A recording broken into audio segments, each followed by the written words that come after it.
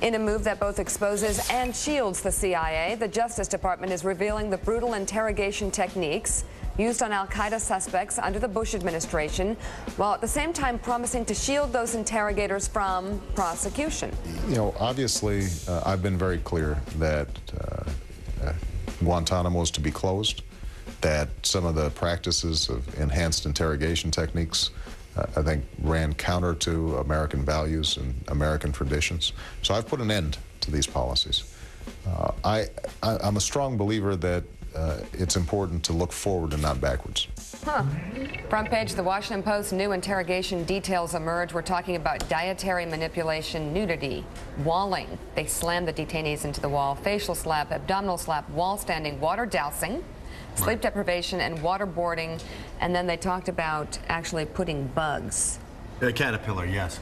Let's bring in right now Chris Matthews. See, they turn into butterflies, though, so it's only torture before they break out of the cocoon. Let's bring in Chris Matthews. Let's get Chris's He's the take host of on MSNBC's Hardball and the great Chris Matthews Show on NBC every Sunday. Thank you. This is coming up this weekend as well. Yes, it is. Chris, so what's your take on what Mika was just talking about, the interrogation time? Well, it's a hot story, and it's breaking late in the week, so it's going to get a lot of play this weekend. Stories that break on, Friday morning all over the front page, top of the fold.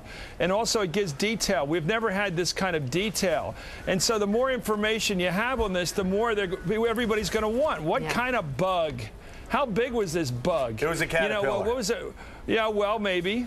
We'll get more information. You put somebody in a coffin and you throw some bugs in. I don't know. Maybe like Indiana Jones, particularly afraid of snakes. You figure out people's phobias. You work them. Pretty sophisticated stuff, but it's intriguing. We want to know more about it. How much of this did Dick Cheney sign off on and his crowd? And how international is this going to get, by the way? I think that's a big issue here. We say, oh, this is just Americans. We take care of our own. When did that start? Under this administration, one we just got rid of, they had the right to rule the world. If there was a tyrant or a denial of human rights anywhere in the world, we could go in there, kill anybody that got in our way, and establish American order. And now all of a sudden the neocons like Frank Gaffney are saying, oh, sovereignty. When did we start respecting sovereignty in the Bush administration? That's just my thought.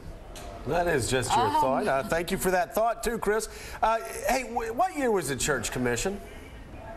Do you remember? Was that 75? Was back in 77, 75 back then. Yeah, 75, 76. Here's my concern, and I'm not, I'm not passing judgment on these techniques.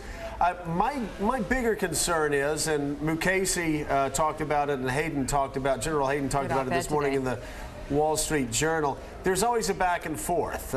We get out of a dangerous period, we pull back, we criticize the CIA. And then something happens like September 11th, and then the whole country is forward on its toes, and suddenly everything is okay for 2 or 3 years, and then we feel safer 4, 5, 6 years later, and then people like Dick Armitage say, oh, gee, that's a terrible thing once the skies are sunny again.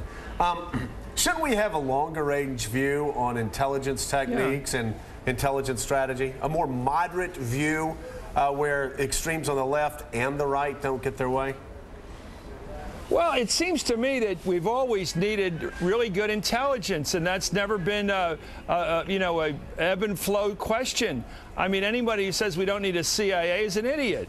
We need a strong CIA. We need to be as good as... Moynihan said that in 1995, and the Church Commission savaged the CIA and put that agency back on its heels for years.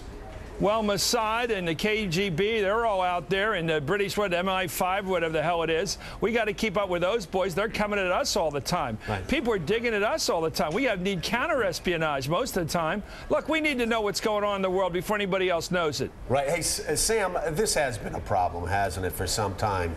The ebb and flow. As Chris said, there is an ebb and flow of intelligence. Oh, yeah. A lot of people don't remember who the first president was who actually wanted to get the CIA involved in overseas interventions. It was the most moderate, responsible president in modern history, Dwight Eisenhower. Eisenhower was the one who wanted to use the CIA in the Middle East and Latin America because that way you didn't have to fight wars. You've got small insurgencies, right? Small operational groups. That doesn't mean you torture people, but the agency has its purposes. Well, we knocked off the Guatemalan government. We knocked off the Democratic government in Iran.